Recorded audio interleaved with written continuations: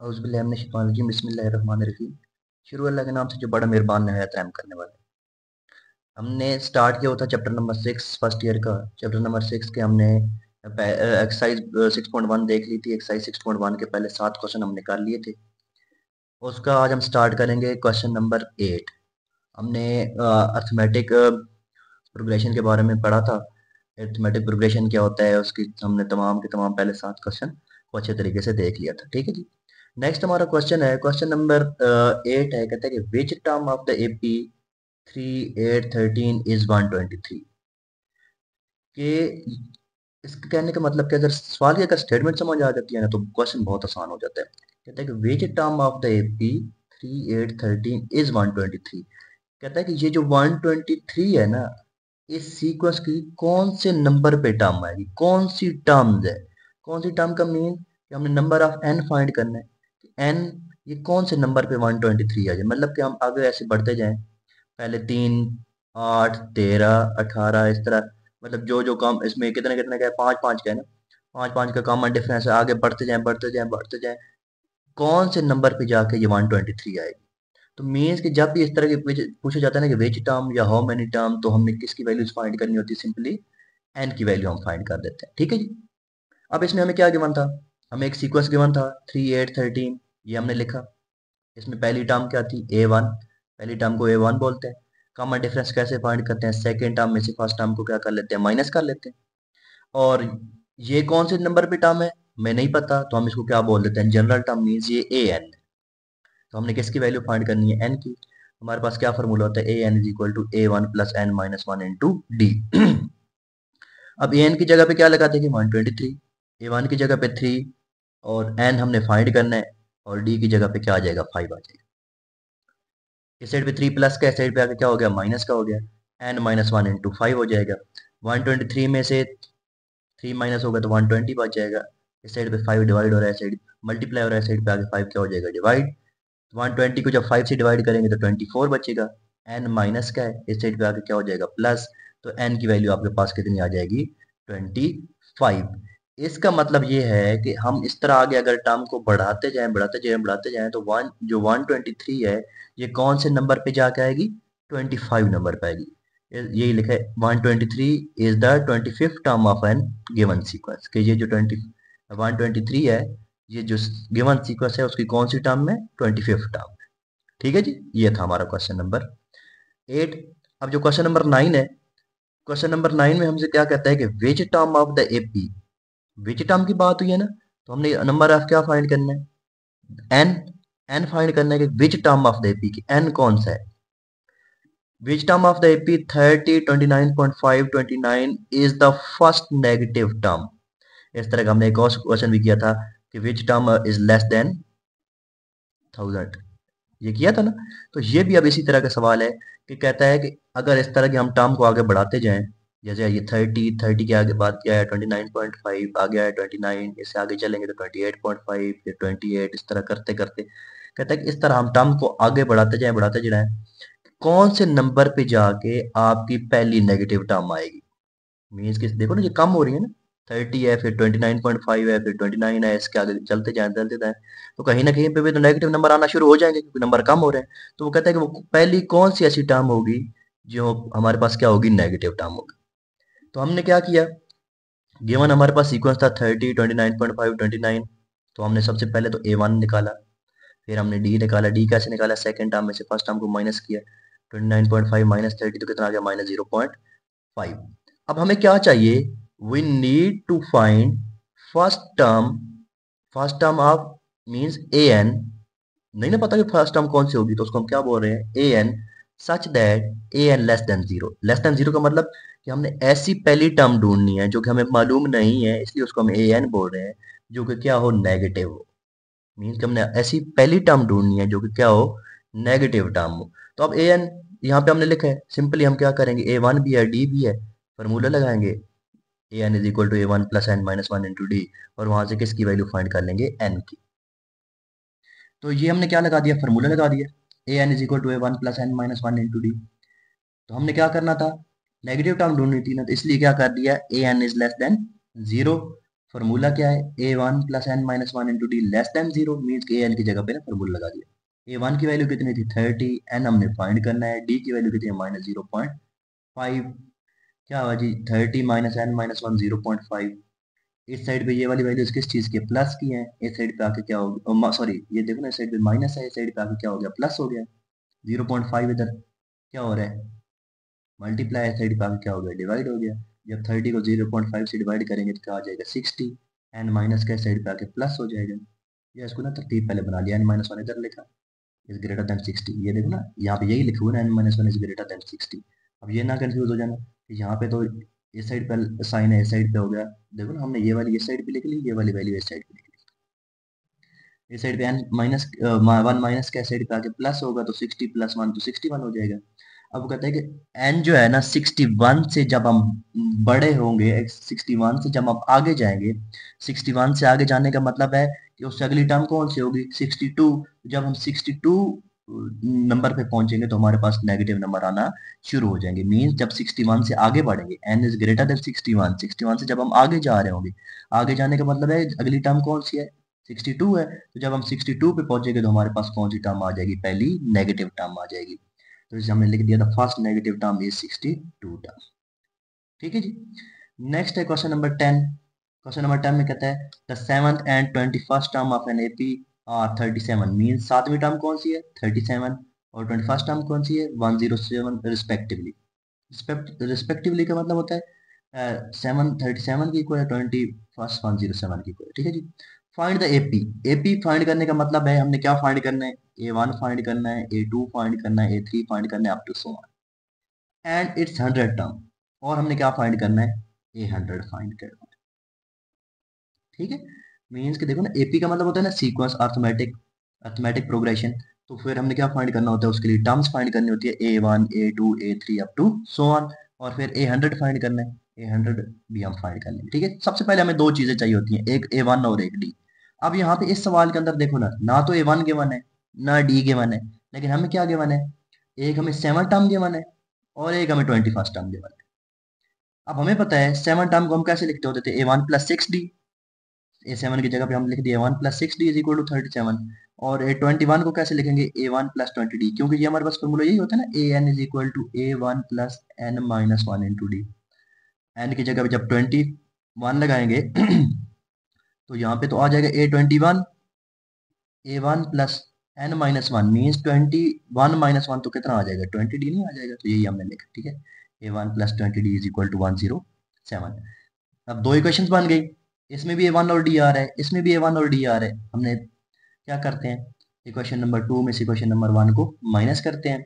जब हमने equation number 2 में से इक्वेशन नंबर 1 को माइनस किया तो ए वन से कैंसिल हो जाएगा, कितना बच जाएगा 20 में से 6 माइनस हो गया तो 14, 107 में से 37 माइनस हो गया 70, 14 इधर मल्टीप्लाई है साइड पे आके क्या हो जाएगा डिवाइड। तो ये बन जाएगा 70/14। तो डी की वैल्यू कितनी आ गई 5। अब इस डी की वैल्यू को हम उठा के क्वेश्चन नंबर 1 में पुट कर देंगे तो हमारे पास किस चीज की वैल्यू आ जाएगी, ए वन की वैल्यू आ जाएगी। देखिए जी, हमने क्या किया, डी की वैल्यू क्या किया put in one, A one plus six, D की वैल्यू 5 आई थी 37। ये क्या बन जाएगा 6 5 30 इज इक्वल टू 37। तो इस साइड पे प्लस का, साइड पे आके क्या हो जाएगा माइनस का, तो ए वन की वैल्यू किसकी इक्वल हो जाएगी 7 की। अब हमारे पास डी भी आ गया ए वन भी आ गया, तो हम कैसे लिखते होते हैं सीक्वेंस को, यही सीक्वेंस होता है ना, पहली टर्म फिर दूसरी टर्म, दूसरी term means a two, a two का फिर क्या फॉर्मूला लिखते होते हैं a one plus one d. फिर होता है ए थ्री, ए थ्री को हम कैसे लिखते हैं वन प्लस टू डी। ठीक है जी। पहले हमारे ए वन गिवन है, ए वन, ए टू कैसे फाइंड करेंगे ए वन प्लस वन डी। तो फॉर्मूले में वैल्यूज पुट की, ए वन की वैल्यू 7, डी की वैल्यू 5, तो आपके पास 12 आ जाएगा। ए थ्री हमारे पास क्या फॉर्मूला होता है a one plus two D, तो हमारे पास वैल्यूज क्या आ जाएंगी 17। तो ए पी क्या बन जाएगा, a one a two a three, a one की वैल्यू 7 थी, ए टू की वैल्यू कितनी आई है 12, ए थ्री की value 17 up to so on. ये हमारे पास क्या आ गए ए पी बन गया, मीन सीक्वेंस बन गया अर्थमेटिक। इसके बाद 100 टर्म फाइंड करनी थी, ए 100 का क्या फॉर्मूला होगा ए वन प्लस 100 माइनस वन ना, मीन्स 99 डी, क्योंकि एन माइनस वन होता है, एन 100 है तो 100 माइनस वन कितना हो जाएगा 99 डी। डी की वैल्यू 5 पुट की तो आपके पास ए 100 आ गया 502। तो 100 टर्म क्या हो जाएगी 502 हो जाएगी। अच्छा जी, नेक्स्ट हमारा क्वेश्चन है क्वेश्चन नंबर 11। कहता है कि if 1 over a minus c 1 over b minus c 1 over b minus a are in A P, show that a minus b a minus c is equal to a minus c over b minus a। अगर ये AP के अंदर है, AP के mean arithmetic sequence के अंदर है, तो ये वाला आंसर हमारे पास आना चाहिए। ठीक है जी। अब यही हमने लिखा, गिवन है कि ये किस चीज के अंदर है, एपी के अंदर है। अगर एपी के अंदर है तो एपी की कंडीशन क्या होती है, सेकंड में से फर्स्ट को माइनस करें वो इक्वल होता है थर्ड में से सेकंड को माइनस करें। यही मैंने लिखा है, second minus first is equal to third minus second. LCM लिया, बी माइनस से a minus c, b minus c, b minus c से कैंसिल, ए माइनस सी बच गया, ए माइनस सी को 1 से मल्टीप्लाई करेंगे तो ए माइनस सी आ जाएगा, दरमियान में आएगा माइनस, ए माइनस सी से कैंसिल, बाकी क्या बच गया, B minus c, b minus सी को कैसे मल्टीप्लाई किया 1 से, तो आपके पास आ जाएगा b minus c is equal to, इस साइड भी एलसीएम आ जाएगा, b minus a, b minus c, b minus a, b minus a से कैंसिल, बी माइनस सी बच गया, बी माइनस सी को 1 से मल्टीप्लाई करेंगे तो क्या आ जाएगा, बी माइनस सी, दरमियान में क्या आ रहा है माइनस, बी माइनस सी के साथ कैंसिल, तो बाकी क्या बच गया बी माइनस ए को 1 से मल्टीप्लाई करेंगे तो बी माइनस 1 आ जाएगा। अब बैर किसका साइन है, माइनस का, तो अंदर वाली साइन चेंज हो जाएंगे, ये माइनस का प्लस का था तो माइनस हो गया, ये माइनस का था तो क्या हो जाएगा प्लस, इसी तरह इस साइड पे भी ये वाले साइन चेंज हो। अब यहाँ पे देखें, सी सी के साथ क्या हो जाएगा कैंसिल, बाकी क्या बच गया ए माइनस बी, इस साइड पे क्या कैंसिल हुआ, बी बी के साथ कैंसिल, क्या बच गया ए प्लस का मैंने पहले लिख दिया और सी माइनस का हमने क्या कर दिया बाद में लिख दिया। अब बी माइनस सी इधर भी है, बी माइनस सी इधर भी है, B minus c, b minus सी के साथ क्या हो गया कैंसिल, ये कैसे कैंसिल होता है, इधर डिवाइड हो रहा है ना, इस साइड पे आके क्या होगा मल्टीप्लाई, कैंसिल हो जाएगा। ठीक है, बाकी आपके पास इधर क्या बच गया, ऊपर ए माइनस बी, नीचे बच गया ए माइनस सी, इधर ऊपर ए माइनस सी और डिवाइड में क्या बच गया बी माइनस ए। तो यही हमने क्या करना था, प्रूव करना था। ये देखें, a minus b over a minus c is equal to a minus c over b minus a, तो ये हमारा क्या हो गया प्रूव। बहुत आसान सा क्वेश्चन था। नेक्स्ट है क्वेश्चन नंबर 12। कहते हैं कि how many number of 3 digits are divisible by 7। कहते हैं कि ऐसे 3 डिजिट्स नंबर आपने ढूंढने हैं, टोटल ऐसे कितने नंबर हैं जो 7 से डिवाइड हो सकते हैं। How many number of 3 digits are divisible by 7। अब सबसे पहले तो हमें पता होना चाहिए कि 3 डिजिट्स नंबर स्टार्ट कहाँ से होते हैं और एंड कहाँ से होते हैं, कहाँ पे होते हैं। तो 3 डिजिट्स नंबर हमारे पास स्टार्ट कहाँ से होते हैं 100 से, और ख़त्म कहाँ पे होते हैं 999 पे। तो हमने अब 100 से लेके 999 तक ऐसे नंबर ढूंढने हैं तब जो ना, तो जो 7 से डिवाइड हो रहे हो, जो कैसे डिवाइड हो रहे हो 7 से। तो हमने क्या करा, 3 digits number divisible by 7 between 100 and 99 are, कौन कौन से हो जाएंगे, पहला नंबर हो जाएगा 105, दूसरा नंबर हो जाएगा, पहले कुछ ना हम नंबर लिख लेते हैं, ठीक है, 112 119 अप टू सो, और आखिरी नंबर क्या हो जाएगा 994। अब हमें टोटल नंबर बताने हैं। अब total number mean how many terms की नंबर की बात हुई ना, मीन्स एन की वैल्यूज बतानी है। अब एन की वैल्यूज बताने के लिए हमारे पास क्या है, पहली टर्म गिवन है A1, कॉमन डिफरेंस कैसे निकालते हैं, सेकंड में से फर्स्ट को माइनस कर दिया, और आखिरी टर्म हमें गिवन है 994। अब 994 का हमें नहीं पता था तो उसको हमने क्या ले लिया, जनरल टर्म। तो अब हमारे पास हमने किसकी वैल्यू फाइंड करनी है, एन की। फार्मूला क्या होता है, a n is equal to A1 plus n minus one into d. A n की जगह पे 994 105 plus n minus one into d, ये साइड पे प्लस का है, इस साइड पे आके माइनस हो जाएगा, is equal to n minus one.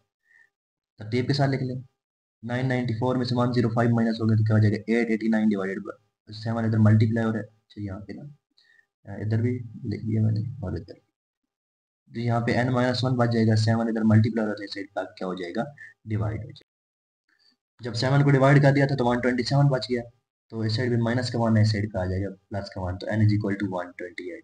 तो इसका मतलब ये हुआ कि 100 से लेके 999 तक 128 ऐसे नंबर है जो 7 से डिवाइड हो सकते हैं। तो ये लिखा है hence 128 3 digits number are divisible by 7 between 100 and 999। ठीक है, नेक्स्ट है क्वेश्चन नंबर 13। अब क्वेश्चन नंबर 13 में क्या कहता है, find the eight term from the end of the AP.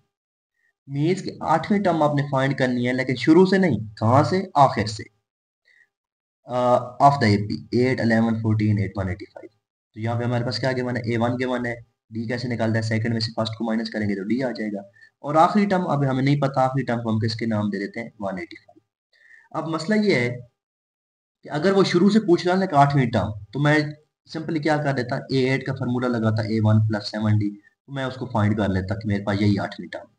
लेकिन अब उसने ये कहा है कि आखिर से बताओ कि आखिर से 8वीं टर्म कौन से नंबर पे आ रही है। तो सबसे पहले तो हमें पता होना चाहिए कि ये कौन से नंबर पे है, कि 185 कौन से नंबर पे है। उससे मैं पीछे आऊंगा तो फिर मैं 8वीं टर्म काउंट कर लूंगा। अब मुझे पता ही नहीं है कि 185 कौन से नंबर पे है, तो मैं टर्म कैसे काउंट करूं भाई। तो सबसे पहले मैं ये फाइंड करना चाह रहा हूँ कि ये जो 185 है ये कौन से नंबर पे आ रहा है, मींस n की वैल्यू मैं पहले फाइंड करने जा रहा हूँ। फॉर्मूला लगाया an is equal to a1 plus n minus 1 into d, values put की। ठीक है, इस साइड पे 8 प्लस है, इस साइड पे आके माइनस, 3 मल्टीप्लाई है, इस साइड पे आके डिवाइड, 1 माइनस का इस साइड पे आके प्लस हो जाएगा। तो ये टोटल नंबर ऑफ जो टर्म्स बनी ना वो कितनी बनी, 60 बनी। मींस कि ये जो आपके पास आखिरी टर्म है 185 वाली, ये 60वें नंबर पे आ रही है। 8 11 14 आगे चलते जाएंगे तो 60वें नंबर पे 185 आएगा।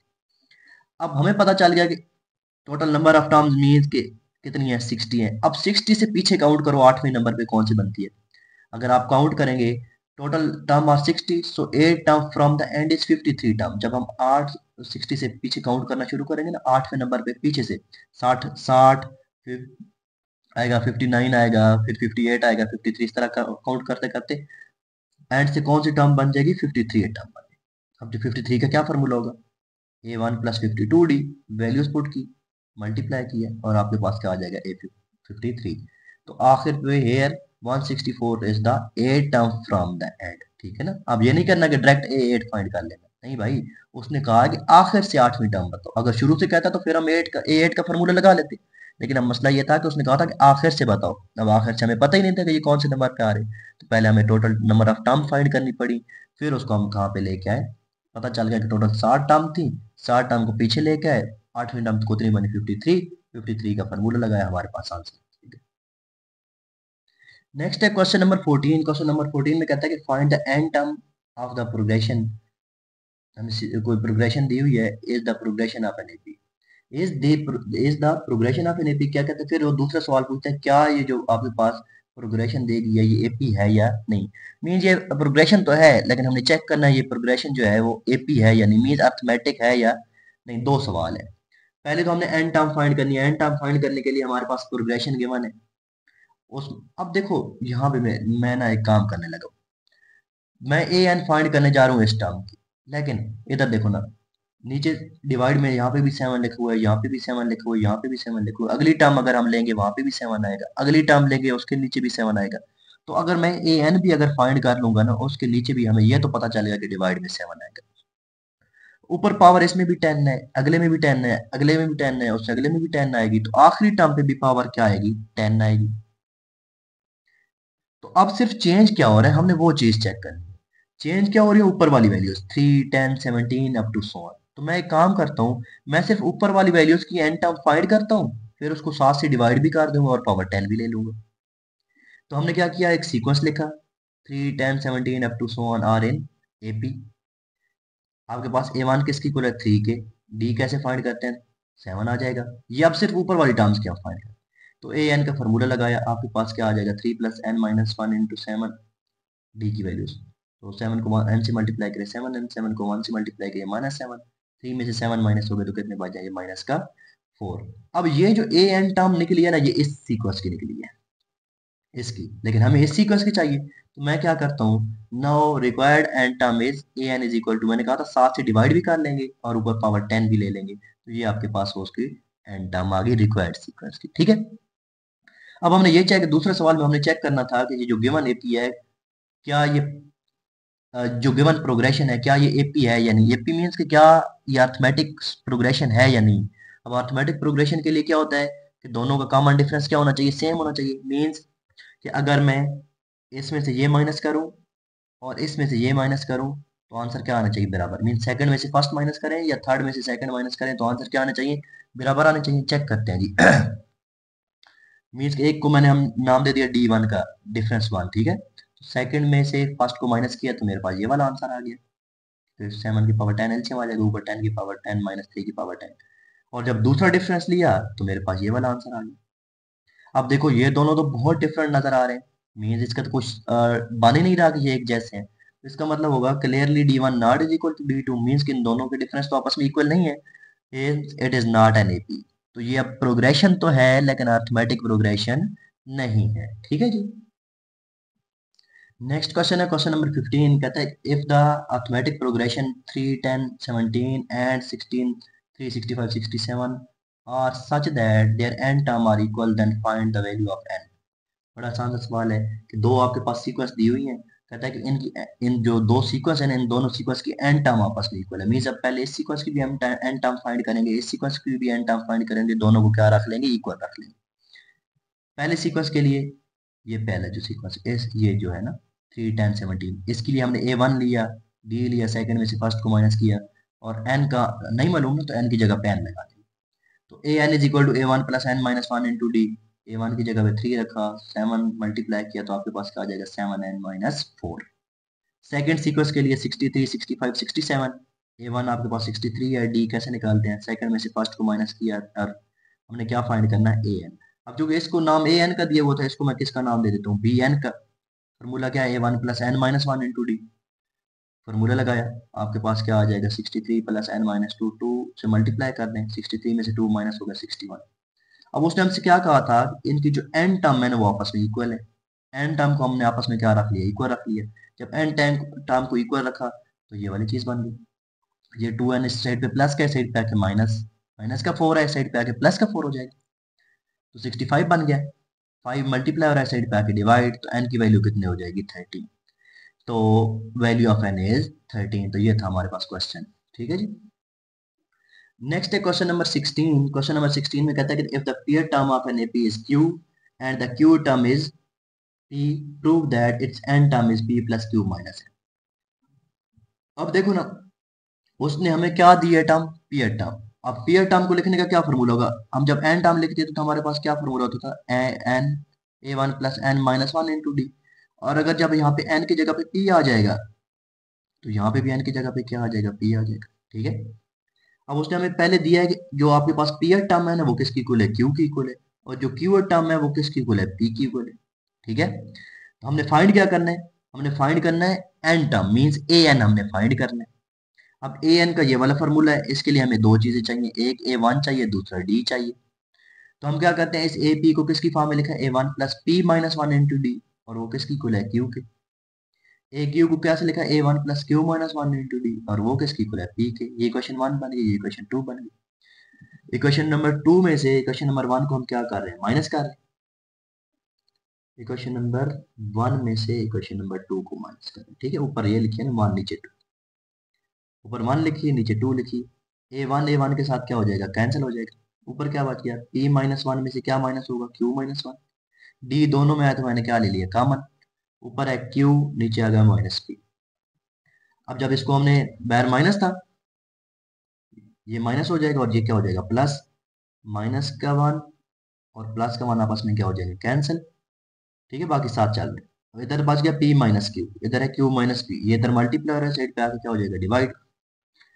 ऊपर से हमने क्या लिया, माइनस को कॉमन, क्या था, q माइनस p था ना, जब माइनस कॉमन लिया तो अंदर क्या बन गया, p minus q। p minus Q के साथ कैंसिल, तो बाकी क्या बच गया, माइनस का 1। अब d की वैल्यू निकल आई। अब इस d की वैल्यू को उठा के हम कहाँ पे लगा देते हैं, इक्वेशन नंबर 1 के अंदर। ठीक है जी। 14 इक्वेशन नंबर 1, इक्वेशन नंबर 1 क्या था, a1 plus p minus 1 into d, d की जगह पे माइनस 1 लगाया is equal to q. Minus ये प्लस माइनस क्या हो जाएगा, माइनस पी, और ये माइनस माइनस क्या हो जाएगा, प्लस का 1 इज इक्वल टू क्यू। इस साइड पे माइनस का पी है, इस साइड पे आके प्लस का पी हो जाएगा, इस साइड पे प्लस का 1 है, इस साइड पे आके माइनस। ए वन की वैल्यू भी निकल आई। हमने किसकी वैल्यू फाइंड करनी है, ए एन की। क्या फॉर्मूला है, A1 plus n minus 1 into d. A1 की वैल्यू पुट की, ये वाली, प्लस एन माइनस 1, डी की वैल्यू क्या थी, माइनस 1। जब इसको इससे मल्टीप्लाई करेंगे, minus n minus minus plus 1, plus 1 minus 1 आपस में कैंसिल, तो क्या आ जाएगा, a n is equal to p plus q minus n. तो यही हमने क्या करना था, इसका प्रूव करना था। ठीक है जी। नेक्स्ट है क्वेश्चन नंबर 17। अब क्वेश्चन नंबर 17 और क्वेश्चन नंबर 18 जब आप देखेंगे तो आपको बिल्कुल सेम सवाल नजर आएंगे। अब दोनों में फर्क क्या है, इस फर्क को जरा समझिएगा। ठीक है। क्वेश्चन नंबर 17 में वो कहता है कि if 1 over a 1 over b 1 over c are in AP, show that b is equal to 2ac over a plus. Means कि अब हमने यहाँ पे b की वैल्यू फाइंड कर, और क्वेश्चन नंबर जो 18 है, क्वेश्चन नंबर 18 में कहता है कि 1/a 1/b 1/c are in AP, show that the common difference, means कि हमने डी की वैल्यू फाइंड करनी है। ठीक है, तो इन दोनों में फर्क समझिएगा। तो इधर फिर क्या हो जाएगा, हमारे पास क्या गिवन है, ये किसके अंदर है, एपी के अंदर है। अगर एपी के अंदर है तो एपी वाली कंडीशन अप्लाई होगी। एपी वाली कंडीशन क्या होती है, सेकंड में से फर्स्ट को माइनस करें, वो इक्वल होता है किसके, थर्ड में से सेकंड को माइनस करें। ठीक है, ये एपी वाली कंडीशन लग गई। ये माइनस का था, इस साइड पे आके प्लस का हो गया, ये माइनस का था, इस साइड पे आके क्या हो गया, प्लस का हो गया। एलसीएम बी आ जाएगा, दोनों का बी था ना, तो बी बी से कैंसिल ऊपर वन, बी बी से कैंसिल ऊपर वन, एलसीएम क्या आ जाएगा, सी ए, सी कैंसिल, ए बच गया, प्लस ए से कैंसिल क्या बच गया, सी। 2/b is equal to A plus सी, इसको सीधा करके लिखते हैं ए सी आ जाएगा। अब हमने b की वैल्यू फाइंड करनी थी, b नीचे है, मैं इसका रेसिप्रोकल ले लेता हूँ, मतलब उल्टा देता हूँ दोनों साइड से, b ऊपर 2 नीचे, यहाँ पे ए सी ऊपर और ए प्लस सी नीचे, 2 नीचे क्या हो रहा है, डिवाइड, और इस साइड पे हो जाएगा मल्टीप्लाई। तो b की वैल्यू क्या आ जाएगी, 2ac ओवर a प्लस सी। तो ये हमने क्या कर लिया, इसका प्रूव, यही हमने प्रूव करना था। अब दूसरे सवाल के अंदर ना, अगला जो हमें क्वेश्चन नंबर 18 है, उसमें सिर्फ ये करना है कि आपने कॉमन डिफरेंस फाइंड करना, मीन्स वहां पे b की वैल्यूज फाइंड नहीं करनी। तो सवाल यही है, उसमें हम क्या निकालेंगे, कॉमन डिफरेंस निकालेंगे। आर एन ए पी ये दिया हुआ है, तो डिफरेंस क्या होता है, सेकंड में से फर्स्ट को माइनस किया, एक डिफरेंस ये भी होता है। दूसरा डिफरेंस क्या होता है, थर्ड में से सेकंड को माइनस कर ले। ठीक है, ये दोनों डिफरेंस आ गए, अब इन दोनों को ऐड कर दें। तो क्या बन गया, d plus d is equal to 1/b minus 1/a plus 1/c minus 1/b। अब माइनस 1/b प्लस का 1/b आपस में क्या हो जाएंगे, कैंसिल हो जाएंगे। अगले स्टेप में क्या बन जाएगा, 1/c माइनस 1/a। तो ये बन जाएगा डी प्लस डी कितना मान गया था, 2d, 1/c माइनस 1/a लिखा, एलसीएम क्या आ जाएगा, सी ए, सी से कैंसिल, ए बच गया, माइनस ए से कैंसिल, सी बच गया, 2 इधर क्या हो रहा है, मल्टीप्लाई, इस साइड पे हो जाएगा डिवाइड। तो ये हमारे पास प्रूफ थी। ठीक है जी। नेक्स्ट हमारे पास है क्वेश्चन नंबर 19, आखिरी क्वेश्चन है इस एक्सरसाइज का। स्मार्ट सिलेबस के मुताबिक इस आखिरी क्वेश्चन को हम सॉल्व करेंगे। क्वेश्चन नंबर 19 है, कहता है कि if a k and a m denotes two different of an A P. ठीक है जी, show that the n term is ak plus n minus 1 into ये वाली term। अच्छा जी, इसमें हमें गिवन क्या है, इसमें हमें एक ए के गिवन है, ए के का क्या फॉर्मूला हो जाएगा, ए वन प्लस के माइनस वन इंटू डी। और एक ए एम गिवन है, ए एम का क्या फॉर्मूला हो जाएगा, a one plus m minus one into D.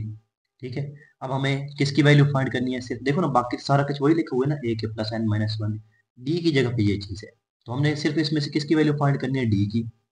हम दोनों को आपस में माइनस करेंगे, इधर आ जाएगा a k minus a m is equal to, जब इधर से माइनस करेंगे तो ए वन से क्या हो जाएगा, कैंसिल, क्या आ जाएगा, k minus one minus m minus one d, दोनों में तो डी क्या आ जाएगा, कॉमन। क्या करेंगे, बाहर माइनस है, अंदर प्लस हो जाएगा, ये माइनस का वन प्लस का वन आपस में कैंसिल, क्या बच गया, के माइनस एम, के माइनस एम इधर मल्टीप्लाई साइड पे आके क्या हो जाएगा, डिवाइड हो जाएगा। तो डी की वैल्यू आपके पास ये वाली आ गई।